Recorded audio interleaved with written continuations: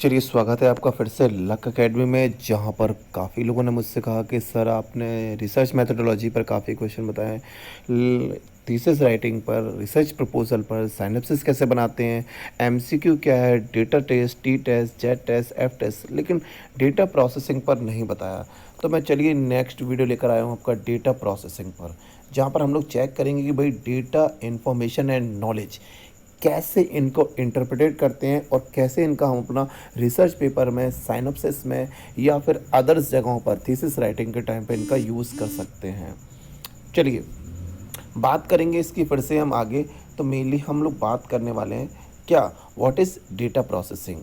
तो the survey data collected from field need to be process. जो data हम लोग सर्वे से कलेक्टेड करते हैं उनको फील्ड में कैसे उनको प्रोसेस किया जाता है, कैसे रिमूव किए जाते हैं impurity descriptive from the data collected, है ना।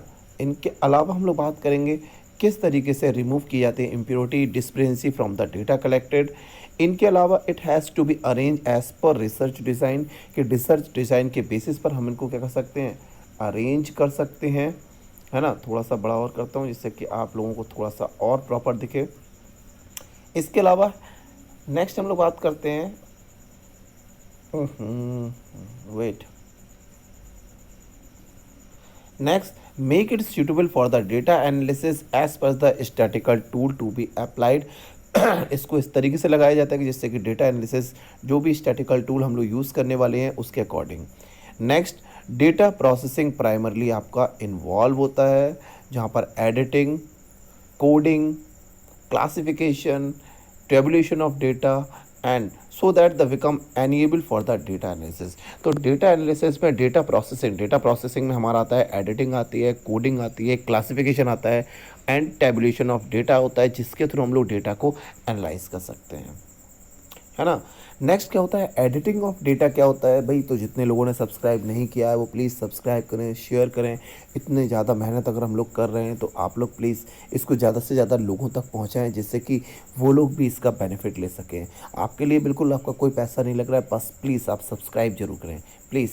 ओके, एडिटिंग डेटा क्या होता है, editing of data processing examine the raw data to detect the error and omission and to correct them if possible to at the legibility, completeness, consistency and accuracy।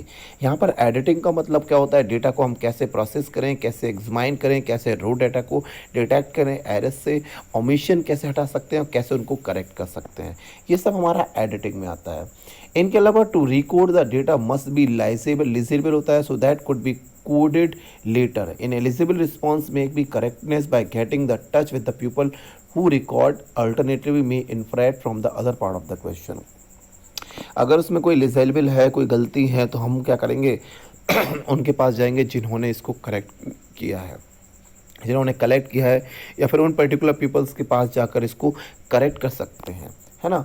तीसरा हम लोग बात करते हैं कॉम्पिटेटनेस क्या होते हैं, कि involve the all item in questionnaire must be fully completed, कि कंप्लीटनेस आपको करना चाहिए, कि जो भी आप क्वेश्चनर के थ्रू ले रहे हैं वो डेटा कंप्लीट होना चाहिए।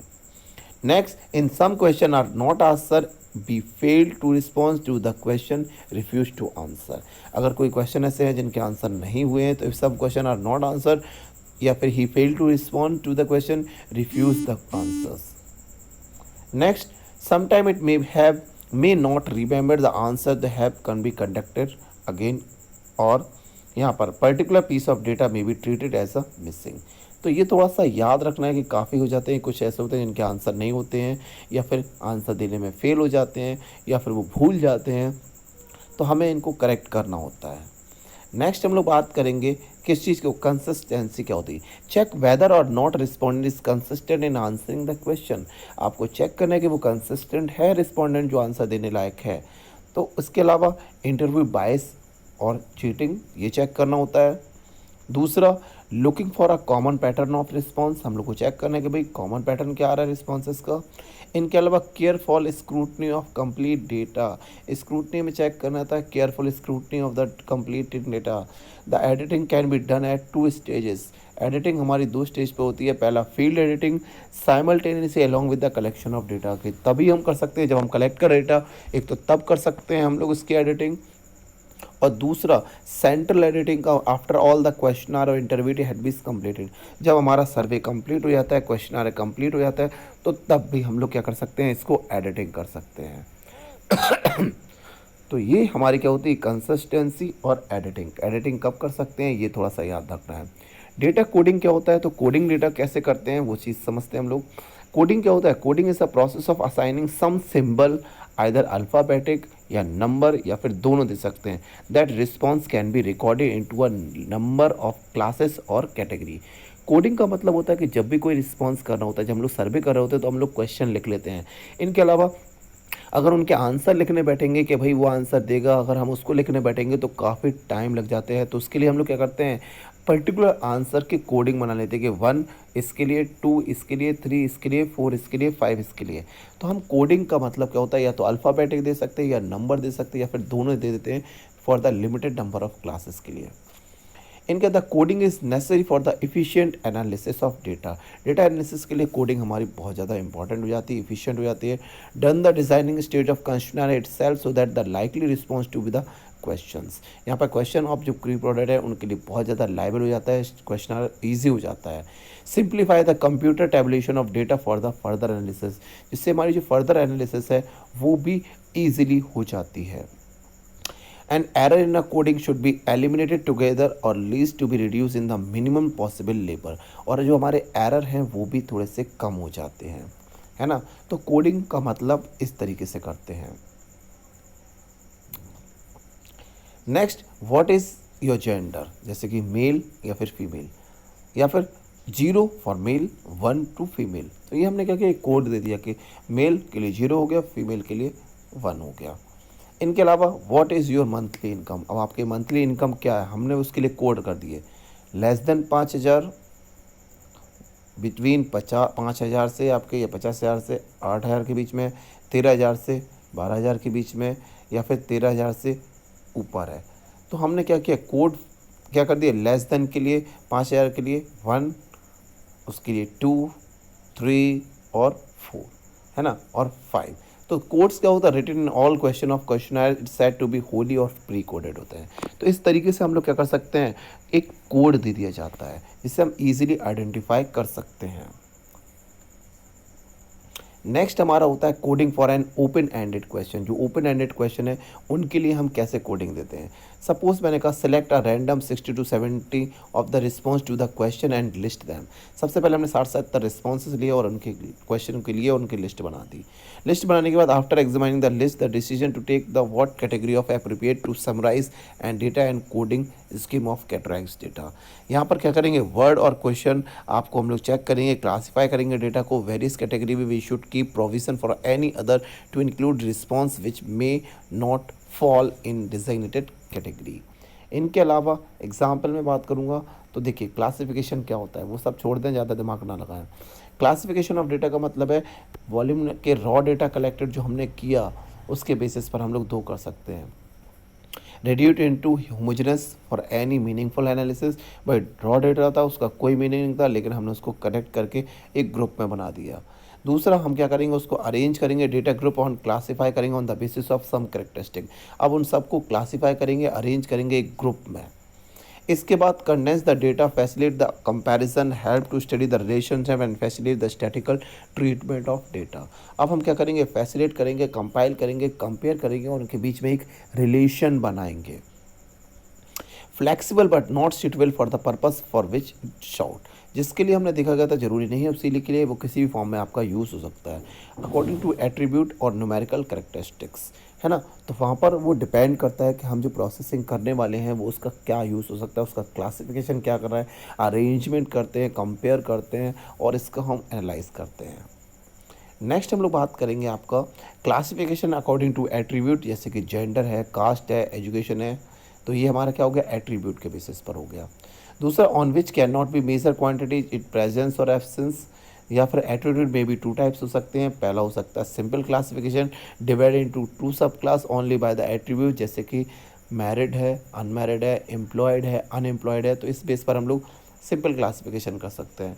दूसरा मैनीफोल्ड क्लासिफिकेशन होता है where the more than 1 attribute को हम कंसीडर करेंगे तो वो मैनीफोल्ड हो जाता है। तो सिंपल जब एक एट्रीब्यूट को कंसीडर किया जाता है कि भाई मैरिड है या अनमैरिड है, एम्प्लॉयड है या अनएम्प्लॉयड है। एक से ज़्यादा को जब हम लोग क्लासीफाई कर देते हैं तो उसे बोला जाता है मैनीफोल्ड क्लासिफिकेशन। जैसे कि भाई for example user of particular brand, non user of particular brand, है ना। दूसरा देखा कि user and non user can further classified into the male और फीमेल। फिर चेक कर लेते हैं कि भाई उसकी एज कितनी है, 25 साल से या 50 साल के बीच में है। फिर हम लोग बता सकते हैं कि भाई ये प्रोफेशनल है या नॉन प्रोफेशनल है। तो यहाँ पर जब एक से ज़्यादा क्लासिफिकेशन, एक से ज़्यादा एट्रीब्यूट को चेक करते हैं तो वो हमारा होता है मैनफोल्ड क्लासिफिकेशन। जब एक को कर रहे होते हैं तो वो सिंपल क्लासिफिकेशन हो जाता है ना। नेक्स्ट हम लोग बात करेंगे classification according to the numerical characteristics. जब हम क्लासिफिकेशन करते हैं न्यूमेरिकल कैरेक्टरिस्टिक के बेसिस पर, तो जैसे कि when the observation process the numerical characteristics such as sales, profit, height, weight, income, marks etcetera, ये सभी हमारे जब क्लास इंटरवल में होते हैं तो उनके बेस पर बोला जाता है न्यूमेरिकल कैरेक्टरिस्टिक्स। जैसे for example person whose monthly income in between, monthly income कब आ रही है तो वो न्यूमेरिकल कैरेक्टरिस्टिक हो गया। जैसे भाई 2000 से 3500 के बीच में आ रही है, ठीक है, 3500 से 7000 के बीच में आ रही है, या फिर और बेसिस पर। तो जब हम क्लास इंटरवल की बात करते हैं तो वो हमारे हो जाते हैं न्यूमेरिकल कैरेक्टरिस्टिक्स, जहाँ पर क्लास लेवल हमेशा लिमिटेड होगी, मैग्नीट्यूड ऑफ द क्लास और विड्थ ऑफ द क्लास आपके इंटरवल डिफाइन किया जाएगा। इससे स्टैटिकल सीरीज़ है, ये दिख रहा है कि 986, 987, 988, 988, वो स्टैटिकल सीरीज़ है जहाँ पर बता रहा है भाई एक लाइन में दे रखा है इतने रुपीज़ थे, 60 रुपये वे 75 वे 68 वे 74 एक पर्टिकुलर टाइम बाद। तो series define a logical systematic arrangement of observation of items. ये क्या है, एट्रीब्यूट है जहाँ मेजर क्या रहा है, weight arrange in order of manner में, है ना। तो डिसेंडिंग करो या असेंडिंग करो उससे कोई फ़र्क नहीं पड़ता, ये टाइम सीरीज़ है। चलिए नेक्स्ट बात करूँगा मैं, इसको छोड़ देता हूँ मैं थोड़ा सा, कोई ज़रूरत नहीं है मैं इसको। टेबुलेशन ऑफ डेटा क्या होता है कि भाई जब हम क्या करते हैं, statistical data can be present in the form of table और ग्राफ। जब हम टेबुलेशन का मतलब होता है कि जब जो भी हमारा डेटा है उसको टेबल्स के फॉर्म में या ग्राफ के फॉर्म में कलेक्ट कर दिया, इसको बोला जाता है टेबुलेशन ऑफ डेटा। जैसे कि classification data is made in reference to time और सम अदर वेरिएबल्स, उनके बेसिस पर हम लोग क्या करेंगे, टैबुलेट करेंगे, एनालिसिस करेंगे, रिलेशनशिप बताएंगे, ट्रेंड्स बनाएंगे और समराइज़ करेंगे। सिंपल टेबुलेशन होता है, वन वे टेबल होती है जहाँ पर आंसर और question related to the one characteristic of data होती है। और कॉम्प्लेक्स टेबुलेशन में जहाँ पर टू और मोर वेरिएबल या टू से ज़्यादा टेबल का हम लोग यूज़ करते हैं और वहाँ पर इंटर रिलेशन बताते हैं कैरेक्टरिस्टिक ऑफ डेटा का, तो वो जाती है हमारे कॉम्प्लेक्स टेबुलेशन। तो ये थोड़ा सा समझ लेना, सिंपल और कॉम्प्लेक्स किस बेस पर बोलते हैं। अब इसके बाद हम बात करते हैं भाई क्या होते हैं, जैसे लाइन ग्राफ हमने बता दिया भाई जनवरी, अप्रैल, मार्च, ये हम लोग क्या करते हैं कि जो भी डेटा लिया और बताया कि भाई इनकम जो थी किसी पर्सन की वो इस फॉर्म में थी, कि एक इनकम है उसकी इस फॉर्म में बता रहा हूँ कि भाई जनवरी में इतनी थी, फरवरी में इतनी थी, अक्टूबर तक उसकी क्या हो रही है, इंक्रीज़ कर रही है, तो ये हमारा लाइन ग्राफ होता है। दूसरा बार ग्राफ बता सकते हैं, तो बार ग्राफ का मतलब इस फॉर्म में होता है, जहाँ पर हम लोग टेबल के फॉर्म में दिखाते हैं, ये बार ग्राफ होता है कि जनवरी, फरवरी, मार्च, अप्रैल, यहाँ पर हम लोग चेक कर रहे होते हैं। तीसरा हम लोग बात करते हैं बार लाइन ग्राफ, कि बार ग्राफ है और उसके ऊपर हम लोग लाइनिंग शो कर देते हैं सीरीज़ 1 और सीरीज़ 2 के लिए, तो that is a bar line graph. समझ लेना है क्योंकि आपको इस तरीके से क्वेश्चन आ सकते हैं। नेक्स्ट हम लोग बात करते हैं स्कैटर ग्राफ क्या होते हैं, जब रिलेशनशिप और हम लोग वहाँ पर एड्स और रेवेन्यू की बात करते हैं, कितना एड्स से कितना रेवेन्यू आया, और इसको हम लोग इसका डॉट के फॉर्म में, स्कैटर ग्राफ के फॉर्म में शो करते हैं, है ना। तो वो चीज़ थोड़ा सा आपको याद रखना है। पाई चार्ट क्या होता है, जब हम लोग क्या करते हैं एक बिल्कुल राउंड एक सर्कल के फॉर्म में बता देते हैं कि भाई 45% ये है, 25% ये है, 30% ये है, तो ओवरऑल जब 180 से डिवाइड कर देते हैं तो वो हमारा पाई चार्ट बन जाता है।